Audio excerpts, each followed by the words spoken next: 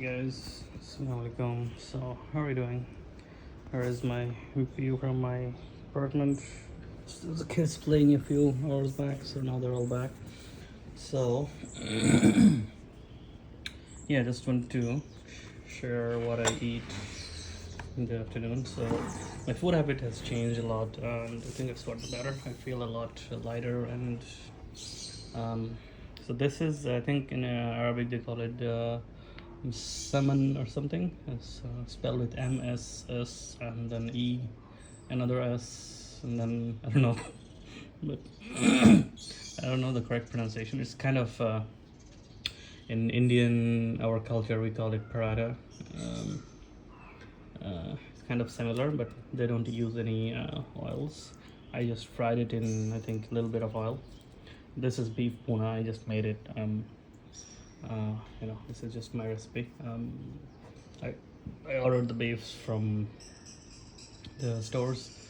They usually have the cuts for tagine and skewers and stuff.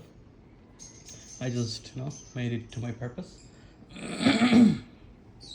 So I'm gonna just enjoy this with a cup of hot chocolate. So just to let you know, like this, like 5 of them. Uh,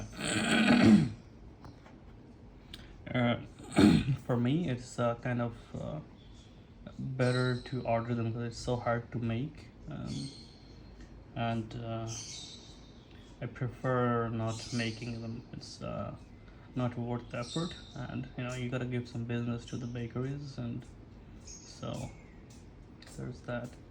Um, and I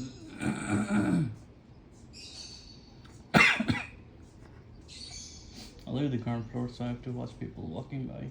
So there's 2 security gates in this compound, one on this side, one on that side. People walk through sometimes to, as a shortcut. So, as I was saying, so a few things happened. I'm just going to share my experiences.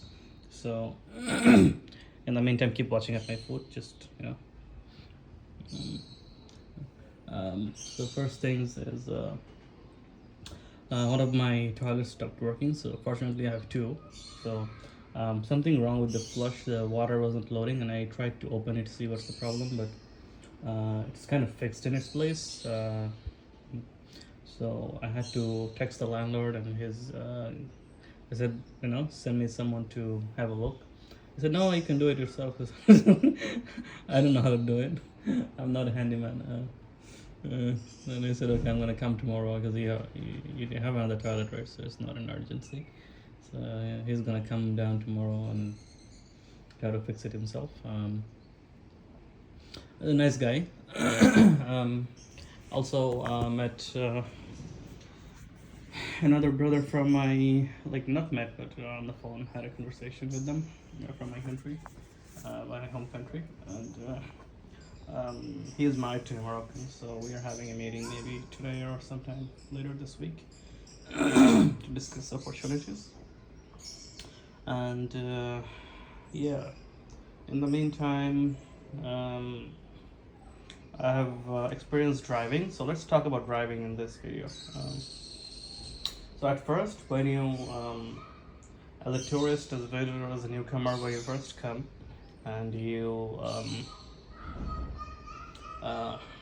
take on a taxi, if you're not used to driving, in these kind of countries where people are not following the rules as much, you're gonna be a little scared. So because I learned driving basically in Canada, it's like I never used to drive before I moved to Canada. So I was kind of scared to actually take a car, but I because this area is kind of in a residential place, there isn't a lot of shops around. You need a car to move or just order on the apps. So I decided to go for a car just for a few days, just to see if I am comfortable driving here, and then It looks like I am. It is a little scary when you look as a passenger, but when you're driving, if you're a good driver, it's not a big deal. You drive as yourself. You follow the rules, even though others are, are not following the rules. And then, yeah, so you just go along your way. Just make sure you know a few local people. You have their number saved in case there is an altercation or an accident or police stops. Even if you don't know the language, someone can translate for you if needed. But most people can speak broken English, so especially in the big cities, you're okay. Um, yeah. So, for example, first time in my life I saw there is a red light on a roundabout, like not in the start of the roundabout, in the middle of the roundabout. So that was kind of surprising. I was like, "What is stopping in the roundabout, right? In the middle of the roundabout." Then I see there was a red light. Okay, so there was that. And in other intersections, there are like no stop signs. You just have to have a feel for it. Just be safe. Have a look around, left, right, because there is no stop signs, right? And then across. So that's the other thing. You'll see a lot of people that blocks the intersections. It's common.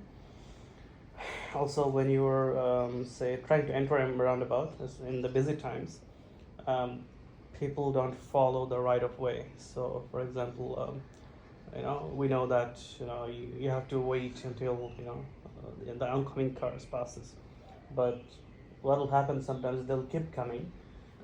They'll not stop, and then people behind you will start honking at you, right? So you have no choice but to just go, right? So you have to move in slowly by slowly, like make space as they're coming. If there's a little bit of a space, you just have to move in between them.